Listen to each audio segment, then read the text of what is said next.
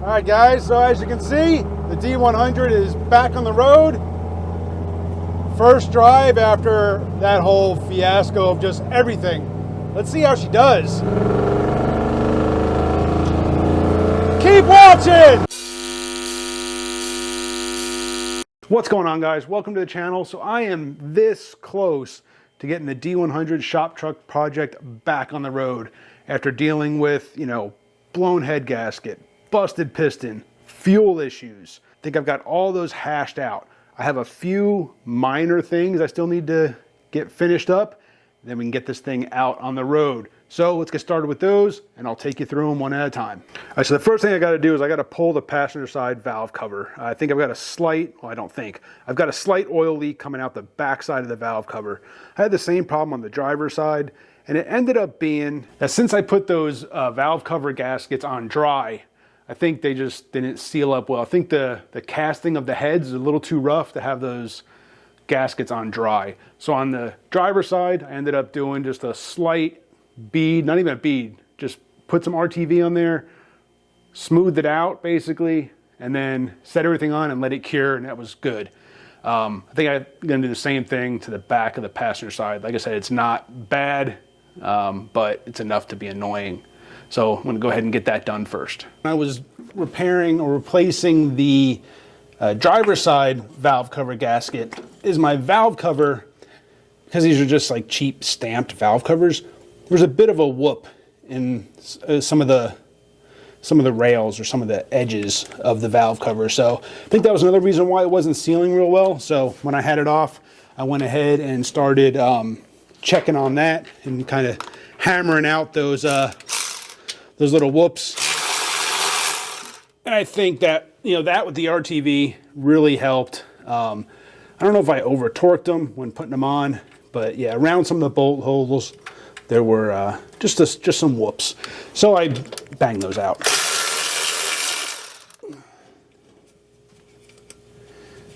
And like I said, I'll take a look at this one when I get it off. I don't think it's gonna be nearly as bad. Like I said, I think there's just a slight leak around the back. I've seen some drips down near the oil filter, so where it seems like it's running down.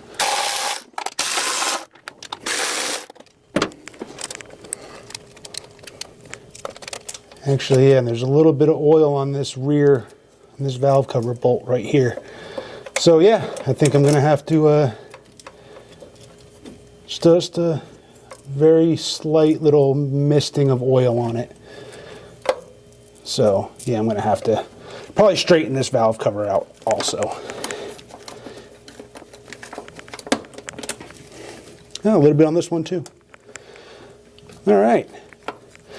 So obviously these things easily get deformed when they get tightened down. Yeah, you can see maybe a little bit of oil there. Yeah, that one too. Nothing on these bottom ones though that I see. Nope. So yeah, on the two on top, there's a little bit of oil there. So those are gonna have to get, they're probably just a little deformed. But I'll finish getting this apart, get it on the bench, and we'll take a look at it. All right, so this is the back corner of the passenger side valve cover gasket. And there you can see right there, see all that moisture, all that oil right up along the edge. I think that's where it was coming out. I felt on the back side of the head, there's a little bit of oil up high, like right under where the valve cover seats. So I don't think there's anything more serious there than just that valve cover gasket leaking. So I'm gonna go ahead and get that cleaned up. I may try to reuse it. I'll take a closer look at it. I got another one on the shelf, but I'll take a closer look at this one. Hasn't been on there that long, and if it's not too deformed, I might be able to reuse it. But we'll see here in a minute. All right, I think I'm just gonna go ahead and replace that valve cover gasket. This is the side that was between the gasket and the valve cover, and that's really wet. So yeah, I think I'm just gonna go ahead and replace that. I could probably reuse it. It's not too deformed, just a little bit, but I have one on the shelf, so I'll just go ahead and use it. Now those two bolt hole locations, this right there and right there, these are the ones on the top side near the intake manifold. You can see I'm talking about how deformed that is. Right there, So yeah, I just think that was what was keeping that possibly from sealing as it should. And that just allowed some of that oil to seep up through between, you know, around the gasket up through the stud. So I'll probably bang those out, get a body hammer on those, just kind of tap them flat, and I'll take a look at the rest of the valve cover also. I'll get that all straightened out, and then we'll get it all back on the truck. All right, just a couple of minutes with a hammer and dolly up along just along the edge, a little bit here. I think it's on the back corner a little bit where it was leaking. I think that hole had a little bit of distortion to it too. But I said a couple minutes with that, and now everything looks really good. There's not any real high or low spots or anything. I mean, as best I can tell with a machinist square, but it's a lot better than what it was. So now I've got my new Fel-Pro gasket. Like I said, this is one of those rubber infused cork ones or whatever they are. It's the same one that I used. This is the second one from the set for the one that I use on the driver's side. So I'm going to get this thing all ready to go. Now, I've already wiped this down with some brake clean. I'll probably do it again one more time. And then I'm just going to lay a real light coat of black RTV just along the entire perimeter of the valve cover. And then I'll put the gasket on. I'll get some bolts just to keep all the holes aligned. And then I'll use little, other side of the garage, just little squeeze clamps to kind of clamp that gasket down into the RTV. Not hard, just enough to hold it in place basically. And that'll give that RTV some time to set up. So I lied. I ended up using some ultra gray RTV on the gasket instead of black. That tube of black that I had just went bad, just old. So you can see that's curing. I got a couple clamps and some bolts just holding it in place, not putting any real pressure on it. I don't want to compress that RTV all the way. I want it to compress after it cures. You know, it kind of gets a little rubbery. So I'm going to let it cure like that. I'm going to move on to the next thing I need to take care of, and that is I need to pull the transmission inspection cover. I noticed some oil coming out of there. Not a lot, a few drops, but I think that's just residual from the driver's side valve cover. The driver's side was really bad. I mean, that thing was bad enough that it was pulling up on top of the starter, dripping on the exhaust manifold, running down the side of the block. So I think it ran in to the bell housing. I looked up between the engine and the transmission. I can see up in there a little bit. There's only like a 3/16 inch gap or something like that, but I can see up in there just enough that I don't see anything actually dripping from up there, so I don't think it's the rear main seal. I think it's just some residual oil got down inside the bell housing, and it was pulled up inside there a little bit. So I'm gonna pull that off, take a look, spray it down with some brake cleaner, and clean it out. All right, so unfortunately I couldn't have you guys under the truck with me. Obviously it's not up on stands, not a whole lot of room, but got the shield out, starter's out. Starter's filthy. Like I said, when the driver's side valve cover gasket was leaking, it was actually pooling on top of the starter. So the oil, so shield, got transmission, engine. There was some oil right down here, like between the bell housing and the shield. It was actually dripping out of there before I fixed the driver's side valve cover gasket. And I think that was running down, as you can see here. Like I said, it was pulling on top of the starter, but you can see here, I think it was running down the block, coming in between the block and the transmission. You see how oily that is, maybe. Hopefully that shows up well. All along there is pretty wet. You can see a pretty defined outline.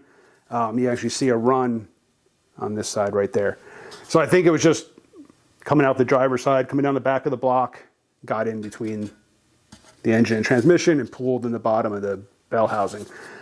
I saw oil there after fixing the driver's side valve cover gasket, but I think that was just residual. There were no drips actually out of here since fixing that.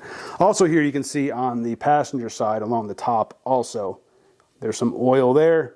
So again, I think the back of the passenger side valve cover gasket leaking, run down the back of the block and got onto there also.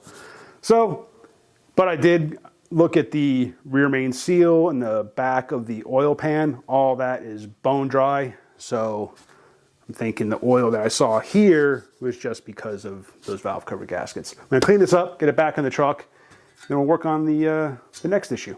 While I'm still waiting for the RTV on the valve cover to cure, I want to pull the panel where the fuel pump and the fuel filter are. That was kind of like slapped together to get the fuel pump moved closer to the tank and lower. So it's just a piece of rectangle aluminum, and it's actually an old like computer case, I think, that I cut up and mounted. So I want to give it some shape, probably give it a coat of paint. But speaking of the fuel pump, guys, putting that sump in that I did in the video I'll link to up here and getting that fuel system, I think, finally figured out. You guys got to listen to this. Hang on, I got the setup here to give power to the pump. This thing is, can you hear that? Let me get closer to the pump. Maybe you guys can hear it. You hear it? Hang on. Take the mic.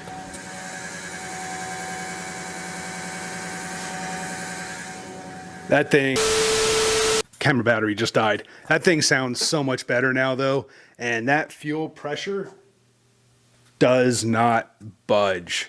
So yeah, I'm really excited to get this thing out on the road and not have any more fueling issues, except for whatever the tune in the Holley is still messed up, but not messed up, just needs to be adjusted, needs to learn some more.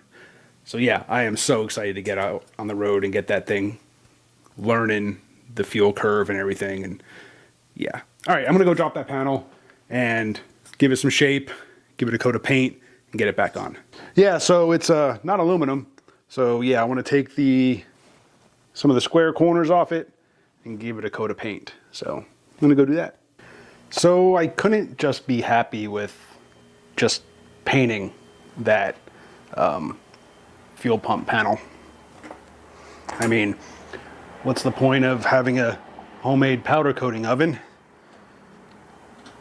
Can't powder coat stuff. Everything's back together. Let's get this thing out of the garage and on the road. All right, so I'm out. Got just about up to full operating temp, about 160 or so. I'm gonna jump on the freeway, kick the logs on so I can get those over to Dirty Side Gets Down. Still working on this whole tuning thing. But she's running really good. There's a little bit of, seems like some popping at like lower RPM, 2,000 to 3,000 RPM. But that might just be because it was still warming up. We'll see. But yeah, I'm gonna kick the logs on and then get on the highway. I also want to try to get, at some point, I'm gonna put my GoPro under the hood and try to get a recording of the actual fuel pressure gauge. I want to see what that's doing. So maybe when I go up here, when I go to turn around, I'll stop, I'll pull over, and I'll put the camera under the hood. Hopefully get some good footage of the fuel pressure gauge on the regulator. All right, let's go.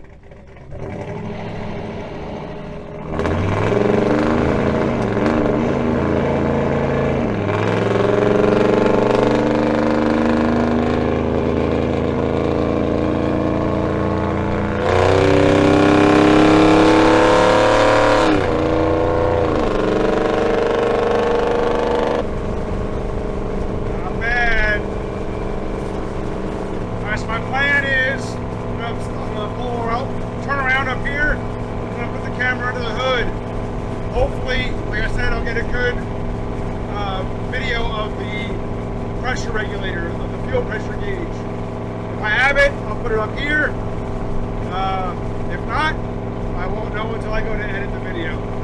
So hopefully I get some good footage of that. All right, guys, so got her home, got her in the garage, let her cool off, and gave her a good once over. Didn't see anything of concern. Everything is looking really good. Driving, really, really nice. That fuel pressure did not budge from what I saw on the recording, on the video. So yeah, same, watching the gauges during the drive. Went lean a little bit in a couple spots, but nothing bad. I think that's just the Holley, just needs to continue learning. but I did get a bunch of data logs, sent those over to Dirty Side Gets Down, and he and I are going to continue to wrap up, hopefully, our tuning collaboration. So keep an eye out for that. We've been in constant communication this whole time. So yeah, we're excited to get things wrapped up on that project. The fuel pump, for those of you that were saying, oh, it sounds like your fuel pump might be going bad. That was a concern, but that fuel sump that I did really improved things. So if you're installing a Holley Sniper, and you're going to be converting from carbureted to Holley to the fuel injection, consider doing a sump. It really stabilized my entire fuel system. I think the pump was just struggling to lift the fuel up and out of the tank, even though, once it starts, it should kind of, gravity feed or, it's kind of like self-prime or whatever. But I think it was just struggling with that. But that sump, the pump does sound a lot better now that it seems to be sitting, just getting better feed to the pump. What else? Yeah, I really think that's pretty much it for this video. So again, I'm going to be continuing the tuning with Dirty Side Gets Down, so keep an eye out for that. We really want to get that thing wrapped up. Like I said, we've been constant communication. Appreciate you guys for watching. Hit that subscribe, hit the bell, and I'll see you on the next one.